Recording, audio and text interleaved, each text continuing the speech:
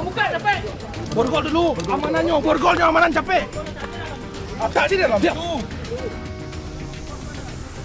Tiga pelaku pengedar narkoba jenis ganja ditangkap tim khusus narkoba Polda Sumbar di dua lokasi berbeda. Penangkapan ini berawal dari hasil pengembangan pengungkapan kasus narkoba yang pernah diungkap tim khusus narkoba Polda Sumbar beberapa waktu lalu. Petugas melakukan razia kendaraan yang datang dari arah Sumatera Utara menuju Sumatera Barat.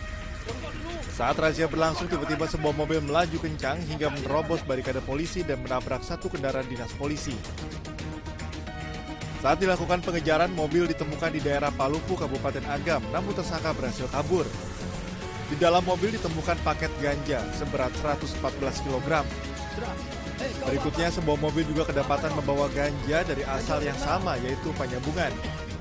Tersangka membawa keluarga dengan harapan bisa mengecoh petugas. Namun polisi bertindak sigap dengan segera memeriksa mobil dan mendapati 38 kg ganja yang dibungkus plastik berwarna hitam. Ini menjadi salah satu juga modus operandi bagi mereka untuk mengelabui petugas.